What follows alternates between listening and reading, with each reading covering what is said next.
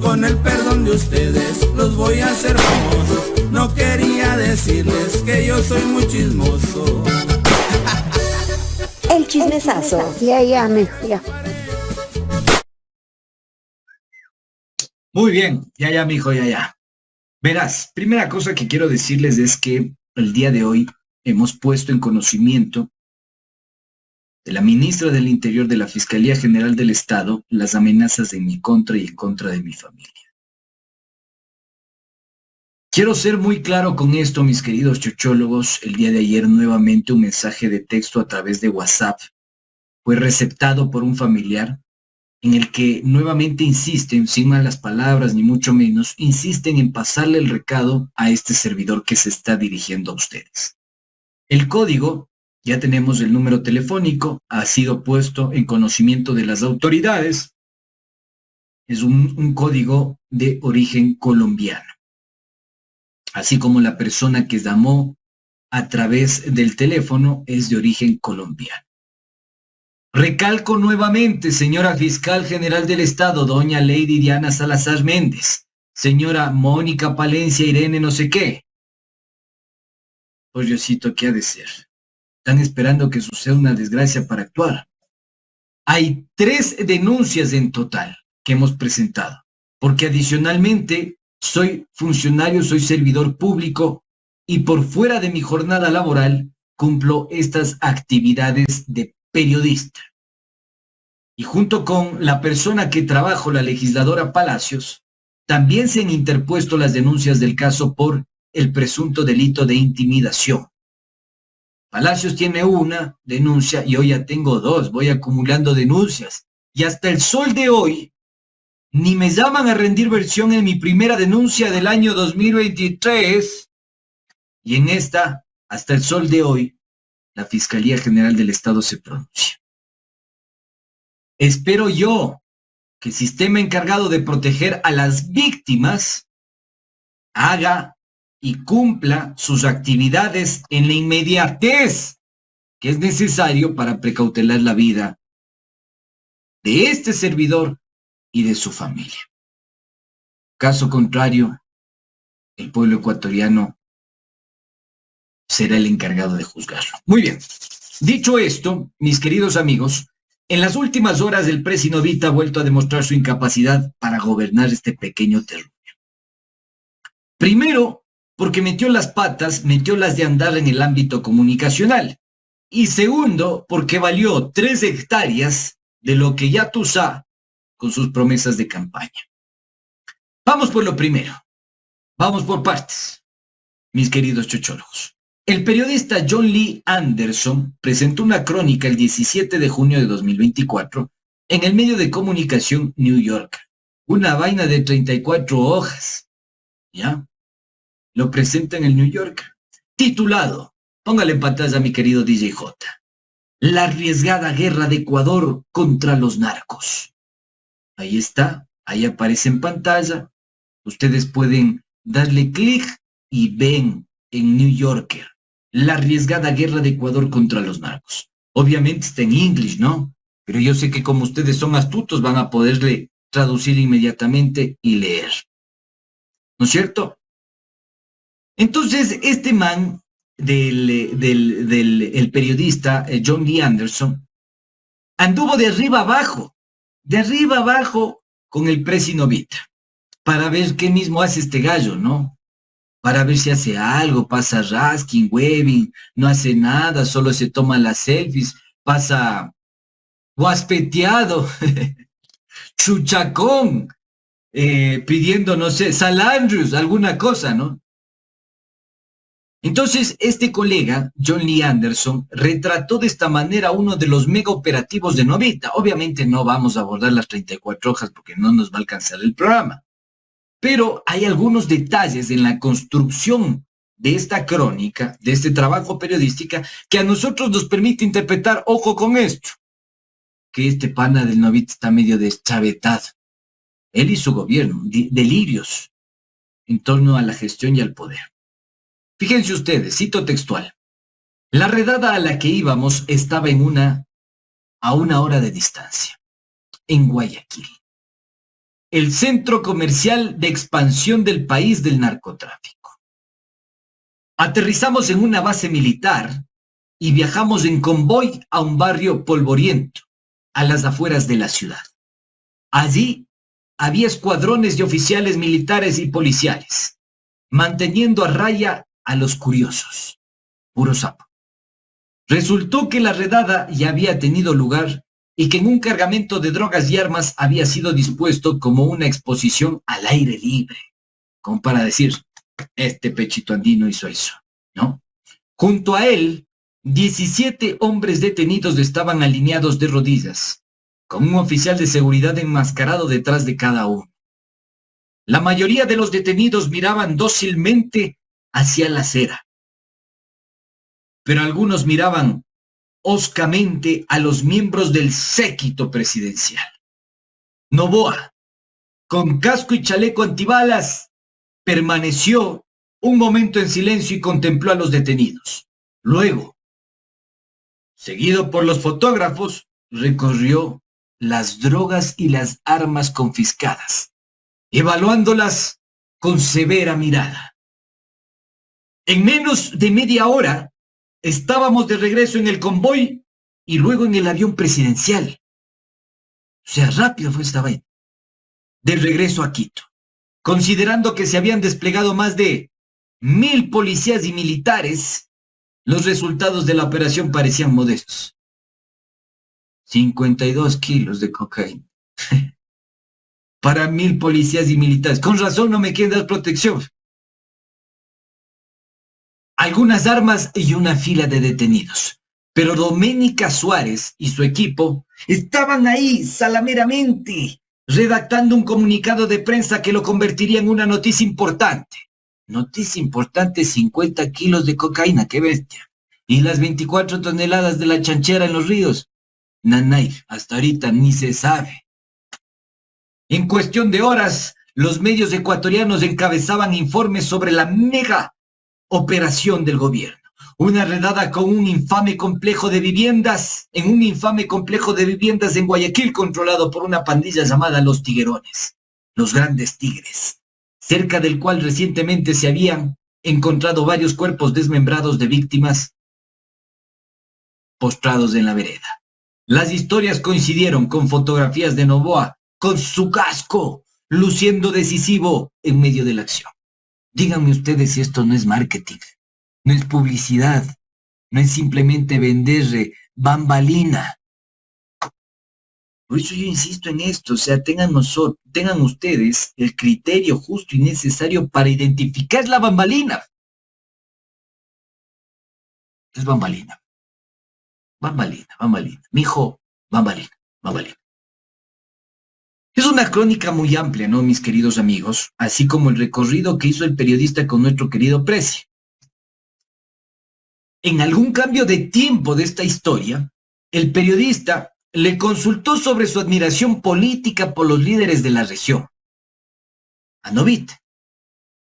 Y adivinen quién es el preferido, pues, de este gallo.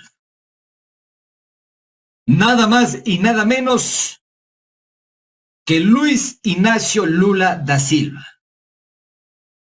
Yo también me quedé así como, ¿qué? Loco, ¿no ve? Lula es el más admirado por Novita.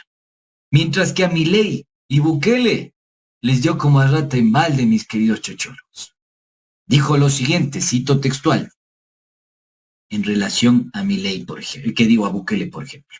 El tipo es arrogante y solo busca controlar el poder para sí mismo y hacer rica a su familia. Había un puñado de familias que poseían todo en El Salvador, dijo, y ahora están los Bukele. Observé que Bukele se había referido a sí mismo como el dictador más genial del mundo. Noboa sonrió y dijo, sí, en un país del tamaño de Guayas, una provincia mediana de Ecuador. O sea, les está diciendo, valen paloma. Dicho en criollo. No me vengas a mí a decir si vos eres una provincia del Ecuador. Des en cuenta. No sé si es mi impresión, pero creo que los modales diplomáticos acaban de ser expulsados por sus ya saben por dónde, y directamente al excusado. Sobre Milei, Noboa dijo que no sé por qué piensa que es tan genial. No ha logrado nada desde que asumió la presidencia, parece muy engreído, lo cual es muy argentino en realidad. La verdad es, yo viví casi 5 años en Argentina, así que les conozco como haberles parido más o menos. Sé cómo son esos manes, pero también sé que tienen un don de gente impresionante, sobre todo en la zona, en las provincias, ¿no? de la Argentina, no en Capital Federal, sino en las provincias. En el interior, dicen ellos. Bueno, esto y su constante metida de pata, así como su exceso de confianza, que incluso se lo ve a una Palencia, una Mónica Palencia, con una clara injerencia en el mando de la seguridad. Bueno, ustedes me dirán, sí, pero es que es ministra del Interior, ya aguanta un chance, sí, pero, o sea, es como que cuestiona el criterio de las personas que manejan el ámbito de la seguridad, sobre todo un impasse que se da en relación al traslado que sufre Jorge Glass a La Roca y otros políticos, diciendo, oye, pero es que vamos a mezclar a las personas privadas de la libertad. Fíjense ustedes. Y una clara injerencia gringa judía, son algunos de los hechos que se pueden analizar en la crónica de Lee Anderson. A propósito de que muchos de los judíos tienen injerencia hoy por hoy en el gobierno de Noboa. Digo, acá expusimos la irregularidad relacionada con un ministro de defensa en torno al manejo que tenía de una escuela de formación judía, ¿sí? Con formación de el Mossad, por ejemplo, y el ejército de Israel, y que daba capacitaciones en ese sentido, y que hoy es actualmente ministro de Defensa y tiene empresas de las cuales no se deshizo el momento que tenía que haberlo hecho, ¿ya? Con contactos con judíos. Muy bien. Pero eso no es lo más llamativo, mis queridos chochólogos. Lo realmente loco es que mientras todo eso sucedía y al pana se le subía la espuma a la cabeza, en este país se toma una decisión trascendental para estipular a pocos ganadores y muchos perdedores. Me refiero a la liberalización de los costos de los combustibles. Ayer el gobierno anunció que nos vamos a dedicar a importar y comercializar más caro que los combustibles. Miremos y escuchemos un poco de esto, que fluya. Vamos a bajar el costo de combustibles, vamos a bajar el costo del diésel. Bajar también los combustibles, que por ende va a reducir el costo del transporte público, el transporte de carga y el costo de los agricultores, pequeños y medianos. Fíjense ustedes cómo concatenamos las mentiras, las contradicciones de un gobierno que en la práctica termina siendo muy inoperante. Muy inoperante. Después de esta afirmación que la hizo Noboa en campaña, 3 doritos después, los gallos salen a cacarear. A cacarear. En este caso, al Fondo Monetario Internacional. Y dicen todo lo contrario a lo que dijo Noboa en medio de la campaña. Deciden eliminar, o mejor dicho, liberalizar los costos de los combustibles. Miremos y escuchemos a esta heroína llamada Andrea Cristina Áviles, viceministra de Economía. Que fluya. Y esta es la asignación más ineficiente que el Estado puede tener. Y este gobierno ha encontrado la solución. Es a través de un mecanismo de compensación y a través de la implementación de un mecanismo de estabilización de precios. ¿Cómo va a funcionar este mecanismo? Con un primer salto de 26 centavos en el precio de la gasolina extra y ecopaís, a partir de lo cual se establecerá un mecanismo de estabilización de este precio o banda que no permitirá que el precio incremente por sobre el 5% de manera mensual y que pueda reducirse hasta el 10% de manera mensual asimismo. Esto con el objetivo de precautelar la economía de las familias de los incrementos abruptos del precio de la gasolina a nivel internacional. Ahí está. Ahí está. Entonces, todo lo opuesto a lo que propuso Noboa en campaña. ¿Y saben por qué esto es muy simpático, mis queridos chochólogos? Porque el diablo convierte a los socialdemócratas en tiranos del liberalismo. Y piensan que las dádivas son la solución a la acción política pública y eficiente para mejorar la vida de los chiros. Escuchemos a la ministra Sandra Rovira, que dice que con eso va a haber bienestar social. DJ J, que fluya. Esta medida es dirigida a optimizar los recursos del Estado y garantizar que esos recursos vayan a quienes más lo necesitan, a las familias más pobres y en extrema pobreza, a las personas en situación de vulnerabilidad, como son los niños, los adultos mayores y las personas con discapacidad. Se va a incrementar la protección a los ciudadanos. En este caso lo vamos a hacer de forma primaria con el aumento de los beneficiarios del bono de desarrollo humano y el bono de desarrollo humano con componentes variables. Hemos programado un plan en el que con parte del ahorro que se va a generar con la eliminación de este subsidio, se va a incrementar 40.000 núcleos familiares que van a estar dentro de la cobertura del bono de desarrollo humano y el bono de desarrollo humano con componentes variables. Chuta, hablan cualquier cosa. Ahora sí, deja arremangarme las mangas. Valga la redundancia. Deja remangarme. Porque ahora sí les voy a dar, como dijo un pana, como a rata en balde. Pero en la práctica, pondrán atención y mucho cuidado, mis queridos chochólogos. Todo esto que dicen estos gallos de Carondelet son eufemismos y no realidades. ¿Cuánto realmente subsidia el Estado ecuatoriano en la compra de combustibles?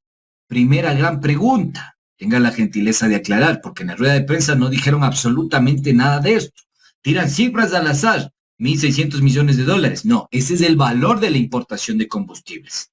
Señores miembros de este gabinete tan pulcro, ya, tan erudito.